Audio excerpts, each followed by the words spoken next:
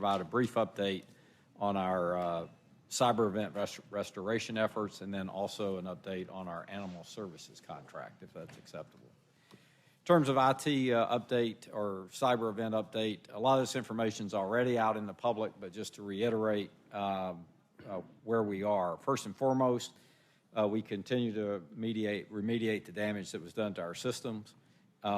Telephony access is now fully restored. I'm proud to report that, and we continue to test that system. It does have some variability to it, and we're looking at both the provider as well as the network in terms of that, but it has been fully restored. The property tax system was one of our major focus areas, one of the big three. It is now fully restored. Public access to the Fulton County property tax system, again, with a press conference that we held last week and discussed with the public, again, is fully operational. The property tax payments now may be completed online or by phone through the Fulton County Tax Commissioner's Office.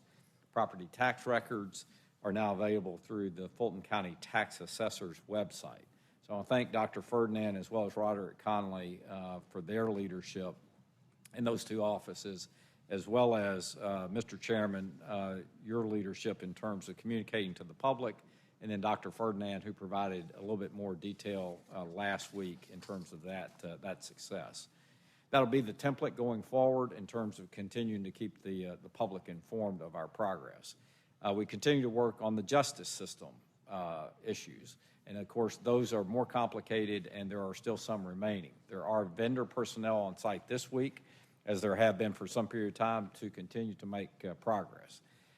For example, public access is now available to Fulton County court records through Research Georgia. This site includes many publicly available filings for Superior, State, Magistrate, and Probate Court, and if users do not have a Research Georgia account, they will need to create one. E-filing is also available for most courts at this time, with the exception of File and Serve Express through the state court, and the juvenile court's JCAT system has been restored. Some filings that were made prior to the incident in late January may not appear at this time while restoration continues. For more information, the public should contact the respective court with which they are interacting. I also want to speak specifically to third-party background checks, which have been in the news. Background checks conducted by Fulton County Sheriff's Office or Fulton County Police Office were not affected by the recent cybersecurity incident and have been continuously available.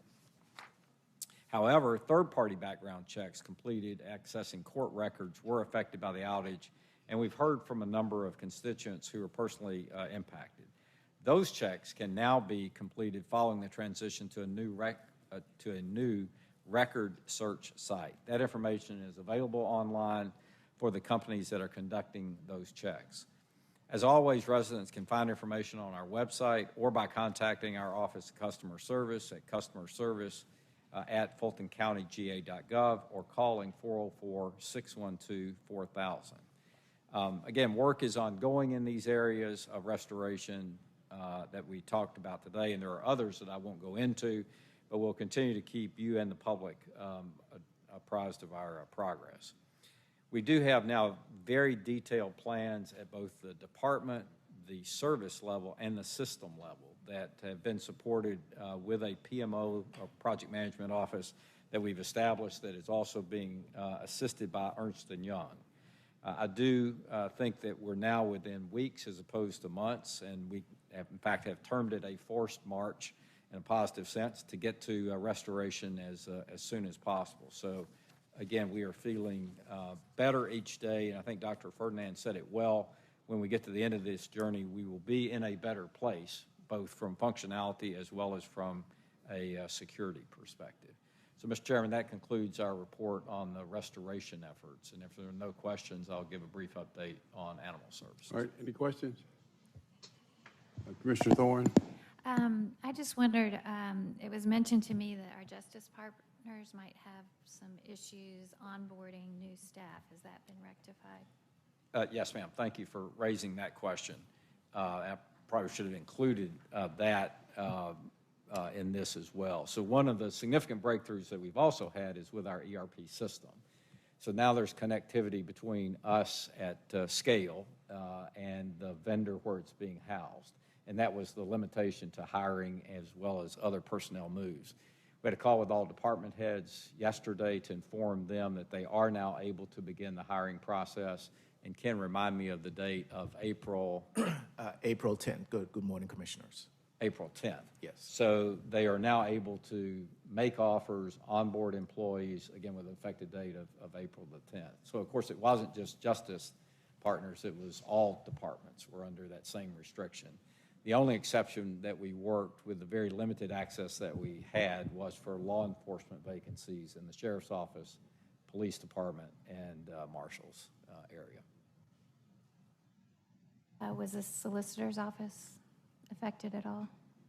Or still? Well, they were affected like everyone else Okay. was. They were not exempted in any sense of the word. So in other words, they were restricted in the same way every other department was But they should be restricted. good now. Yes, ma'am. Okay, thanks. Any other